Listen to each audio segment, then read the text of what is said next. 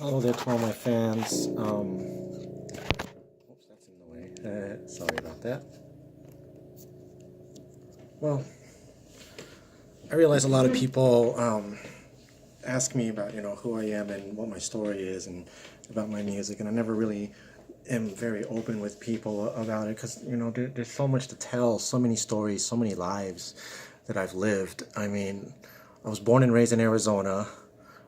My father is Puerto Rican, my mom is Filipino, and music just really just runs in our blood like so deep, like I know my dad's dad, grandpa, Mafio, he played accordion and he was a big musician. And my mom's dad, Rodolfo, he always, Matthew, you're a real musician. He was like a virtuoso, like violin player in the Filipino orchestra when he was a kid, and he has like a Stradivarius. It's like what? And then, my mom, she inherited that. My dad, even though he didn't really play any musical instruments, boy, he could like whistle a tune spot on, like, and he had such great taste in music. He exposed me to all kinds of, like Jefferson Airplane and a lot of classic rock and 60s and 50s music. And my mom, she was with all like, she played accordion, ukulele, guitar. She was a singer.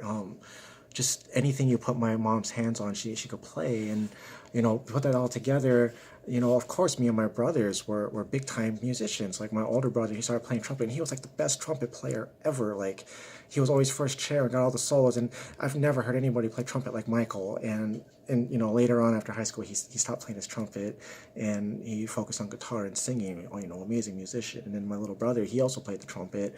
And Nathan also, he's really into percussion. And just like Michael, he decided in the later, everybody goes to guitar, everybody switches to guitar. But me, I've just been like that times like 1,000, because like music is everything to me, everything. Like anybody who knows me, you talk to any of my friends, you talk to my wife, you talk to everybody. Like if you get Matthew started on music, he'll talk forever and he'll get really passionate and get really loud, and he's really opinionated, and but he just loves all music. And when I say I love all music, like I mean I love all music. I'm not one of those guys who's like, oh, I hate country, oh, I hate rap. Like I just love it all. Like even this modern new stuff that's coming out, that's all like auto tune and over. It's not that the music is bad. It's that the producers are bad and they're overproducing like everything. And if you listen to a lot of these stuff, I'm just like, man, this song would be a lot better if they wouldn't auto-tune them, and if they didn't put all these digital effects, if they would just strip it down to just some simple 2 and 3 part vocal harmonies, not auto-tuned, and a few acoustic instruments, whether it be piano, guitar, a harp, a banjo, like something, just simplify everything and just go back to real roots music.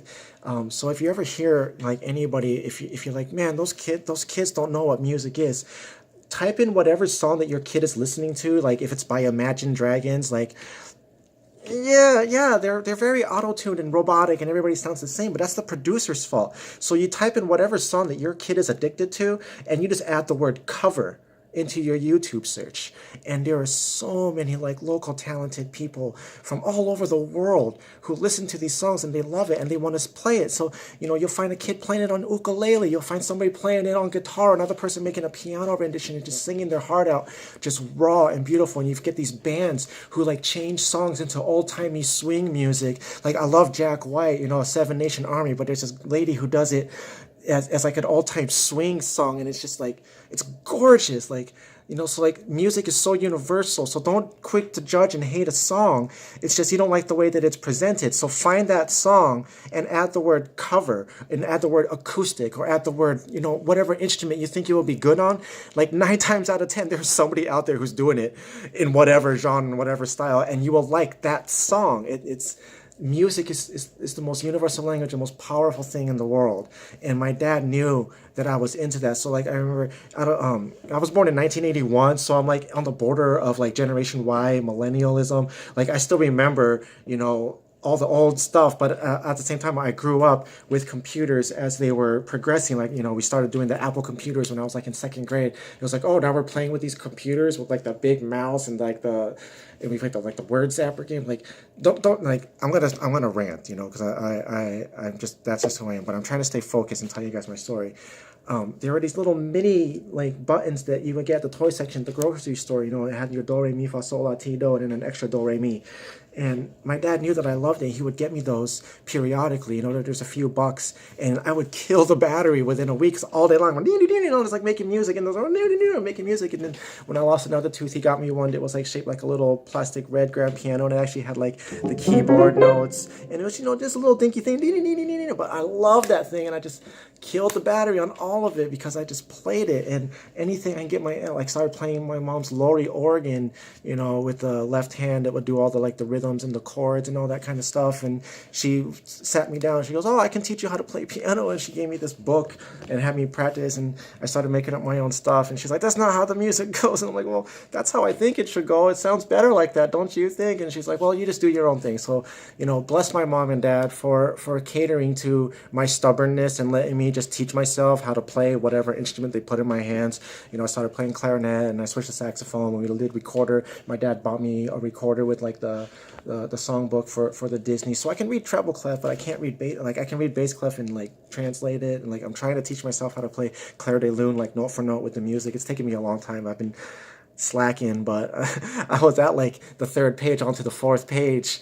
But then I stopped practicing and I lost it all by memory. But I can bring the music out and start studying it again, and I'll try and get Clair de Lune, and maybe I'll play a little bit for you if I get to it. But you know, it's music is just a part of me, and it's what I do. And without music, all hell breaks loose. And I hurt my back recently, and had a herniated L5 and S1 disc, and it took my music away from me since August because like, it just hurt to do freaking everything. I couldn't play my ukulele, I couldn't play my piano, I couldn't do anything, you know. And when after a few months went by, like I was just a wreck.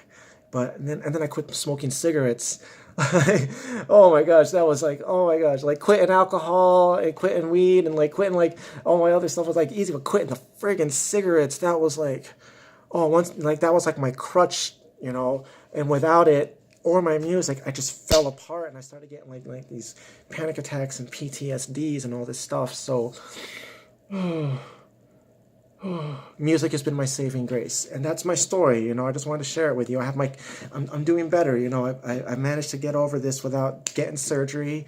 You know, I've been doing a lot of yoga, did my chiropractor stuff, and I changed my diet, went into clean eating, got rid of all the junk, got rid of cigarettes, got rid of, you know, I still drink wine, like red wine, like a glass of alcohol, like very, very little bit. Like I'm such a lightweight, like one beer gets me drunk, so I don't want to get drunk. I drink just to get like, you know, they say, you know, a glass of wine, a red wine every now and then is good for the heart, and it helps you relax. So, you know, that's about my extent of alcohol. I'm like, no more smoking. I can't handle anything harsh and smoky and warm down my throat, because it just makes me get that, and like I feel like I'm choking, and I start to get that, like, so I had to cut all that out. It's just been like clean water, no more soda pop with crap. Like I've been drinking those LaCroix sparkling waters and a little grapefruit juice, and it's helped my lungs, and my voice feels a lot better, and I feel very healthy. And never again am I gonna, like, you know, let myself get out of control with all those vices and bad food. Clean eating, healthy lifestyle. This is the new Matthew. I have a comeback concert this Friday, February 15th, 2019 in Dodge Center at the Anadine.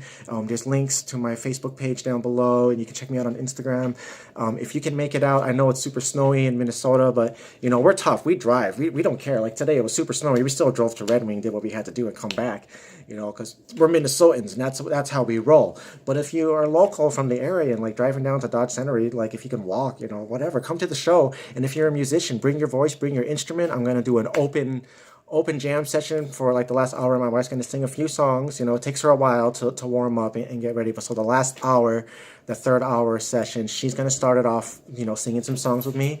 And after we sing 4 or 5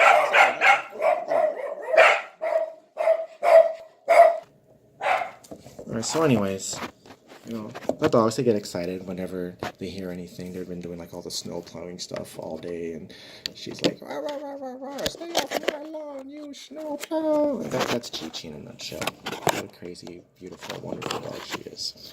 Oh, you think you want a corgi? Haha, guess again.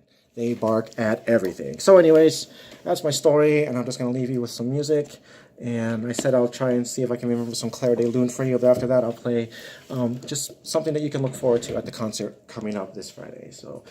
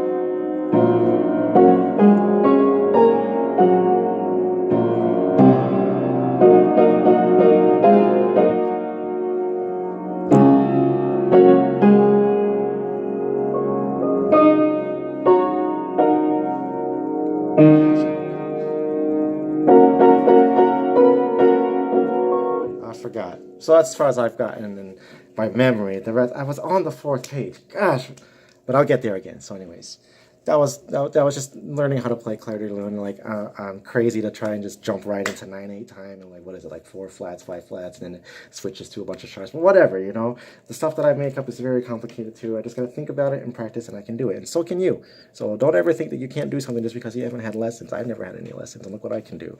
So if I could do it, you can do it. So I just want to inspire all you aspiring musicians out there, young and old. You're never too old to learn a new trick. I didn't start playing the ukulele until I was like 28, and I never played a stringed instrument. I was, you know, piano and woodwind and percussion, you know, all like hand stuff, and like, but I've never had to like, I had to build up callus and learn how to strum. Like it was so crazy, like, but I did it at 28, and now look what I can do. I'll play some ukulele.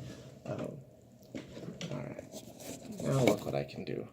And I'm only 37. I've only been playing the ukulele for almost 10 years, you know, like once I turn 38, that's going to be 10 years, because I was 28 when I got my first, no, 27, it has been 10 years, because 28, and that was my first year anniversary of ukulele, so yeah, it's been 10 years, and I've never played a stringed instrument, so, but look, so if I can do this at 28 and teach myself within 10 years, so can you.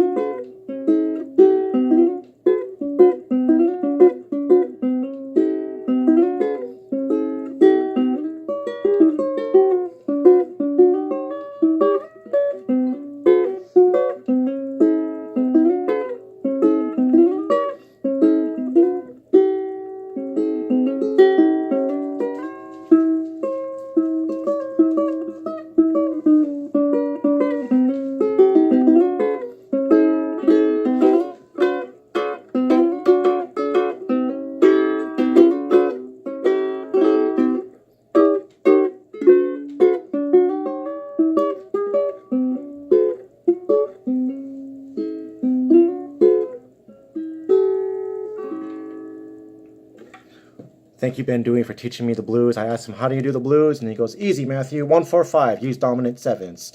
So I was like, all right. And so I just made up my own little blues song called the 1-4-5 Ukulele Blues. Thank you, Mr. Benjamin Dewey. Talk to other musicians. Like we're a network, we're a family, and we all just want to share with each other our passions. So I have a few minutes left before I run out of space. So I'm going to leave you with a beautiful song that I wrote. And I want you all to know that I call it A Loss of Words.